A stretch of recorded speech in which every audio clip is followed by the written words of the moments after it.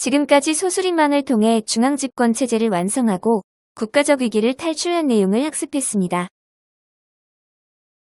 위기를 넘어서 고구려의 전성기에 대해 알아보도록 하겠습니다. 여러분이 잘 아는 왕들이 나옵니다.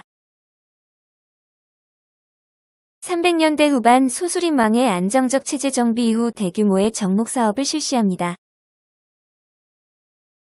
이 엄청난 정복 사업으로 넓게 영토를 열었다라는 의미로 광개토 대왕이라는 이름이 붙었습니다.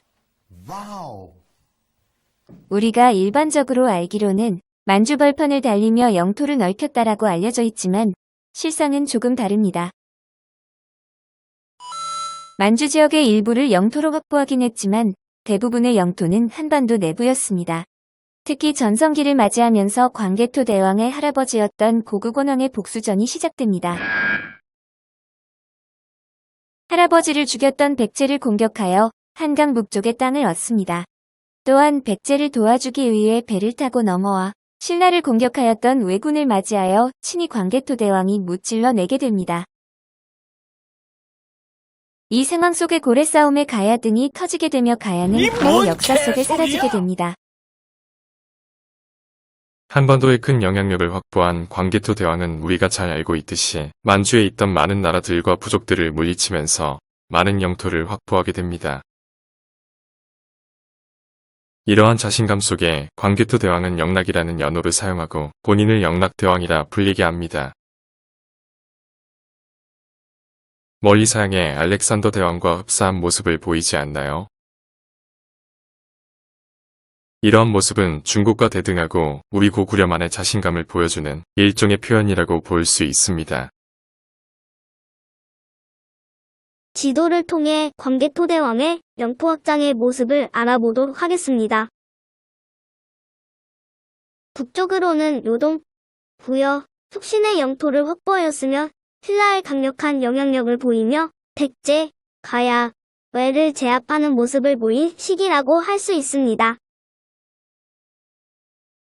멋있는 고구려, 킹왕짱 하하하하. 지랄하고 자빠졌네. 광개토 대왕의 영토 확장의 모습을 담은 두 가지 유적과 유물입니다. 광개토 대왕이 죽은 후에 그의 아들이었던 장수왕은 아버지의 업적을 기리기 위해 비석을 만들었습니다. 그것이 광개토 대왕 능비입니다. 이 비석에는 고구려의 건국 과정과 광개토 대왕의 업적 그리고 이 비석 근처에 있던 광개토 대왕의 무덤을 어떻게 관리해야 할지에 대해 적어 놓았습니다. 비석 옆에 사람에 비해 엄청나게 크죠? 크기가 6m 39cm가 될 정도로 엄청난 비석입니다. 어떻게 제작했을지 후덜덜. 다음으로 호응형 그릇인데요. 신라, 경주에서 발견된 것입니다. 이 그릇 바닥에 광개토 대왕과 관련된 글씨가 새겨져 있는 것이 발견되었습니다. 이 점이 의미하는 바가 무엇일까요? 다음을 통해 고구려와 신라가 많은 관계를 맺고 있었을 추측할 수 있습니다. 특히 왜군이 신라에 쳐들어왔을 때 신라가 스스로 막아낼 힘이 없자 관계를 맺고 있었던 고구려에게 도움을 요청해 광개토 대왕이 직접 신라를 도와준 사실을 앞서 배웠습니다. 이 두 가지 유물과 유적을 통해 광개토 대왕 시기 고구려의 모습을 추측할 수 있지 않을까 싶습니다. 특히 고구려 그리고 고구려인들이 생각한 고구려의 강력한 모습 그리고 고구려와 신라의 관계에 대해서 말이죠. 다음은 광개토 대왕 능비에 나오는 한문 자료를 한글로 번역한 것입니다. 광개토 대왕 능비의 일부 내용인데요. 고구려가 자신들이 살고 있는 세계를 어떻게 생각하는지에 대해 잘 나온 부분입니다. 먼저 첫 번째 줄에 천재의 아들이다라는 표현을 봅시다. 하늘의 임금의 아들이라는 표현을 통해 굉장히 시조가 신급이다라는 표현을 하고 있습니다. 다음으로 백제를 낮추어 부르는 백잔이라는 표현과 신라는 옛날부터 복속된 백성 그리고 조공을 바쳐왔다 라는 표현을 볼 때 본인을 제외한 나머지 국가들을 어떻게 생각하고 있는지 알 수 있습니다. 또한 광개토 대왕의 넓은 은혜가 만백성을 두루 살피고 전 바다에까지 떨친다는 것을 보아 그들이 살고 있는 고구려라는 나라와 현재 사는 세상이 굉장히 평화롭고 좋다라는 기본적인 마음가짐이 이 비석에 반영되어 있음을 추측할 수 있습니다.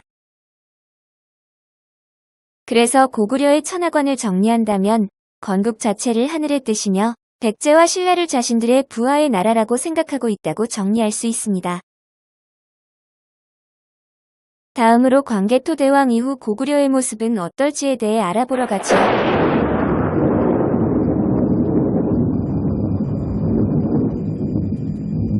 광개토 대왕이 생각보다 빠른 죽음을 맞이하였습니다. 그의 아들이었던 장수왕 굉장히 장수하였습니다. 하하. 광개토 대왕의 아들 장수왕은 아버지의 뜻을 이어받아 굉장한 정복 사업을 보여주는데 아버지의 방식과는 조금 다릅니다. 어떻게 다른지 알아볼까요? 장수왕은 무조건적인 전쟁과 영포확장보다는 자신보다 더 강한 것으로 판단하는 중국과의 관계를 안정시키고 한반도 지역을 안정시키는 것이 중요하다고 생각했습니다. 이러한 정책의 시발점으로 압록강 지역의 국내성에서 고조선의 수도였던 평양으로 수도를 옮겼습니다. 앞서 오늘의 궁금증에서도 살펴보았지만 수도를 옮길 시에는 정말 많은 반대를 이겨내야 합니다. 이러한 위기를 강력한 왕권으로 제압한 후 본격적인 남쪽으로 진출하는 남진 정책을 추진하게 됩니다. 여기에 위기감을 겪은 백제와 신라는 동맹을 통해 맞섰지만 백제는 수도인 한성이 함락되고 왕이 죽었으며 한강을 고구려에 넘겨주게 됩니다. 또한 북쪽으로 이름만 남아있던 부여를 완전히 역사 속으로 사라지게 만들었습니다. 광개토 대왕 시기부터 장수왕 때까지 엄청난 위엄을 보여주던 고구려인데요. 왕인 자신들을 왕보다 더 뛰어난 왕이라는 표현으로 태왕이라 부르기 시작하였으며 스스로 천하의 중심이며 우리가 하고 싶은 대로 다 할 수 있다라는 자신감을 만천하에 보여줍니다. 하지만 6세기 들어 강력해진 신라에게 한강 유역을 빼앗기고 내부적으로도 귀족 간의 다툼이 벌어지면서 점점 전성기에서는 거리가 멀어지게 됩니다. 또한 중국도 분열기를 끝내고 통일이 되면서 위기는 더욱. 다음은 장수왕 때의 모습을 보여주는 지도입니다. 수도를 옮긴 모습과 그의 업적을 보여주는 비석, 그리고 움츠러든 백제와 신라의 모습까지 지도를 잘 보고 넘어가도록 합시다. 전 좀 맞아야 해요. 사랑하는 우리 어머니 상처받게 한 벌 제가 받을게요. 앞서 잠시 다룬 내용을 짚고 넘어갑시다. 장수왕의 남진 정책으로 신라와 백제는 위기를 어떻게 극복했는지요? 여러분들 적은 어떤 관계일까요? 적은 안 좋은 사이이고 또 그의 적은 안 좋은 사이에 그러니까 적의 적은 안 좋은 거에 안 좋은 것입니다. 헷갈리죠? 적은 친구입니다. 백제는 적이었던 고구려에 맞서기 위해 함께 어려움을 느낀 적, 신라를 친구로 삼고 고구려에 저항하기 위해 동맹을 맺습니다. 신라에다 그리고 백제의 죄를 합쳐 나제 동맹을 맺습니다. 언제든지 자신을 움켜삼을 수 있다고 판단한 신라는 백제와의 동맹이 너무나도 당연하였습니다.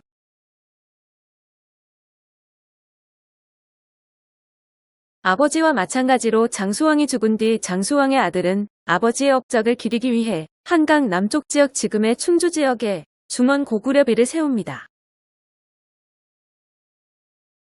삼국시대 사람들은 한강을 굉장히 중요시하였으며 한강을 중심이라고 생각하여 고구려 또한 한강을 차지하고 이 비석을 만든 것으로 추측됩니다.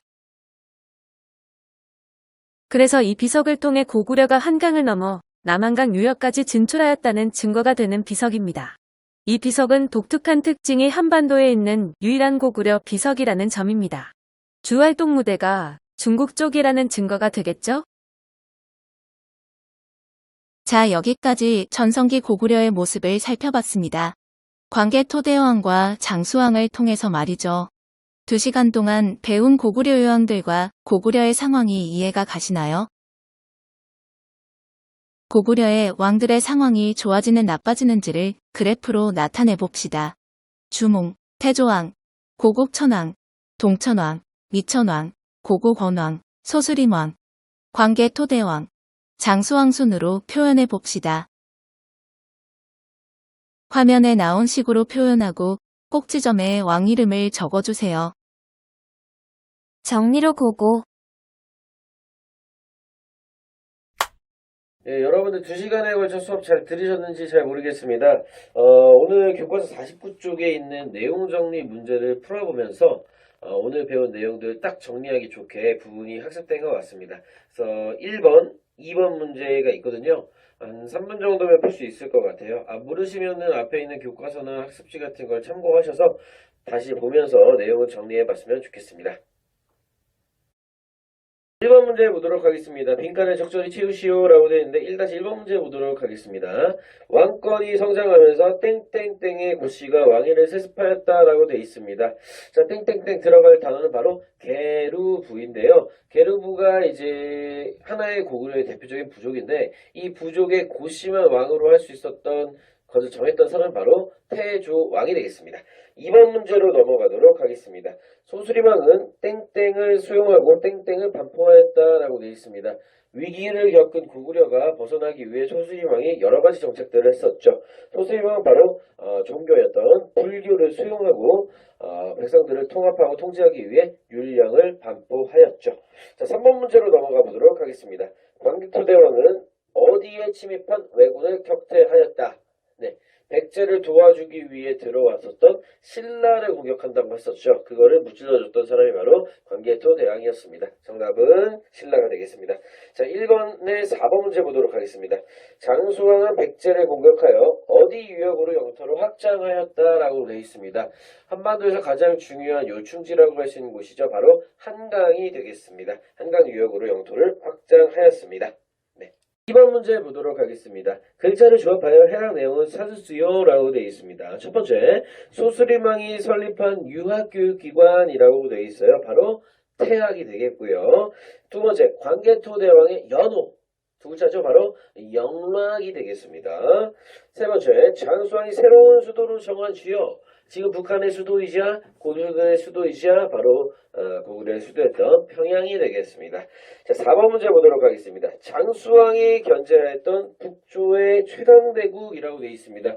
오늘 좀 배우지 않았던 내용일 수도 있겠는데요. 바로 북위가 되겠습니다. 그래서 2번 문제까지 풀어봤습니다. 2시간에 걸쳐서 고구려의 성장 과정에 대해서 알아봤었습니다. 주몽부터 시작해서 장수왕까지 여러 왕들을 알아봤는데요. 이 왕의 업적을 구체적으로 알기보다 이 그래프를 그리면서 흐름을 이해하는 게 더 중요한 내용이 되겠습니다. 오늘 고구려에 대해 알아봤다면요. 다음으로는 백제의 성장 과정에 대해서 알아볼 건데요.